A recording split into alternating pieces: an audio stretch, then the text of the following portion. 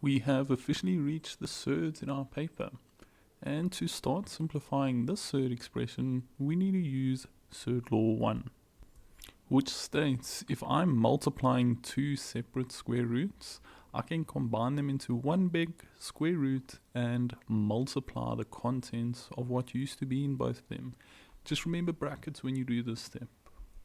So if we apply this law to our example, we do a big square root, and then I like to leave like two empty brackets, and I fill in the two separate brackets with what was under each separate square root. And now I need to get rid of those brackets.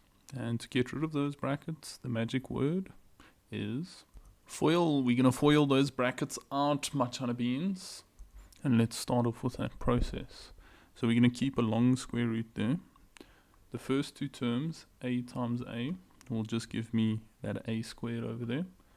Then I've got a positive times a negative, so I'm going to get a negative over here.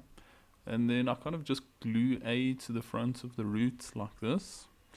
And then we're going to get the same thing present with the inner two terms. I'm going to glue this a to the front of that root, and I have a positive times a positive, so I will get a positive term over here.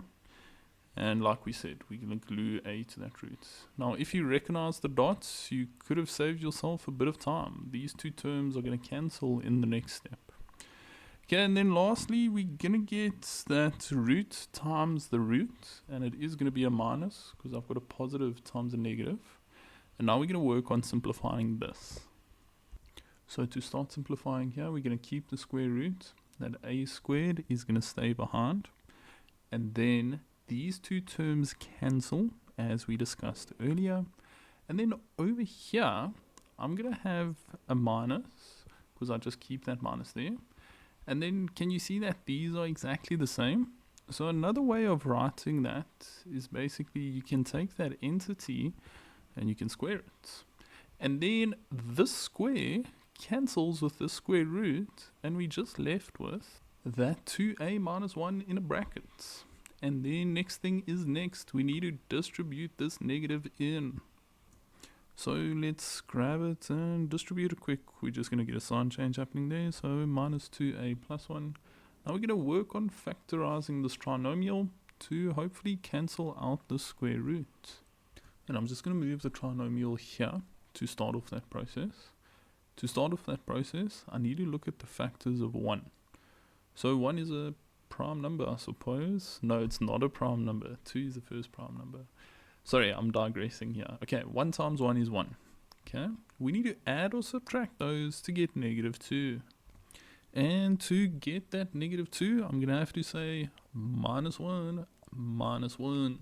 So my two brackets will be a minus 1 as well as a minus 1. And another way to write that is a minus 1 squared. So we can go ahead and change it to that, keeping the square root over it, and the square root and the square cancel with one another, leaving us with a final answer of a minus 1.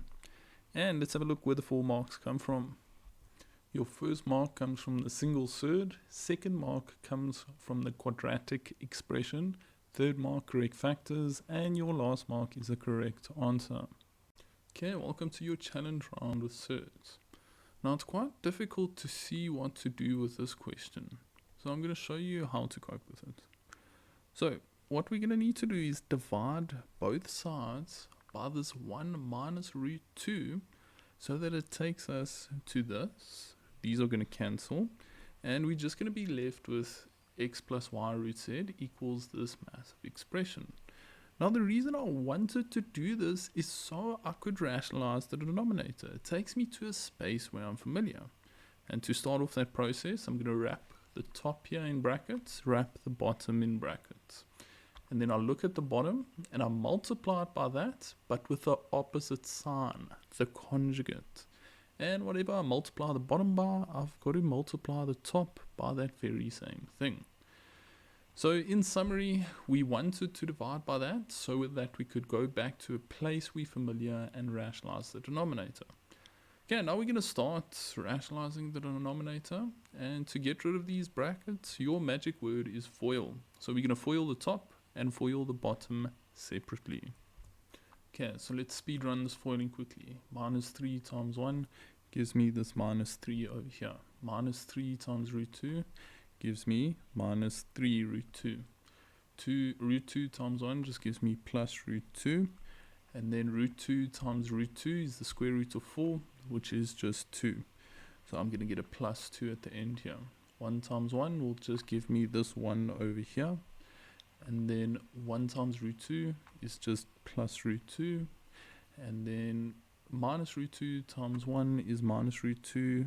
If you recognize the dots there, would have made your life a bit easier. And then a minus times a positive is a negative, and root 2 times root 2 is just positive 2. Now that we foiled out our brackets, we're going to collect like terms. So at the top, I see two like terms, that positive 2 and this negative 3. So minus 3 plus 2 will give me this minus 1 over here.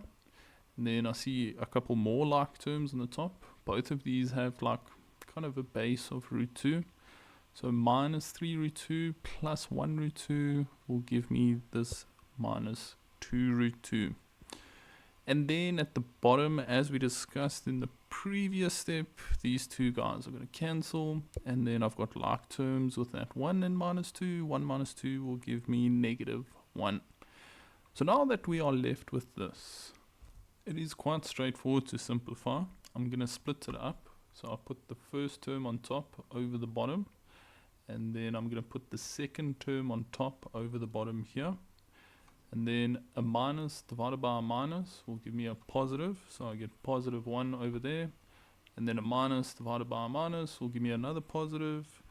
And I get plus 2 root 2. Because anything divided by 1, it doesn't change it. And now that the structure of this is matching the structure of that, we can simply read off the values of x, y, and z. And we're going to do it just like this. So if we have a look over here, we can see that x is 1. Okay, and then if we have a look at the y's, we can see that y is 2. It's the number in front of the surd. So we can just state that y is 2.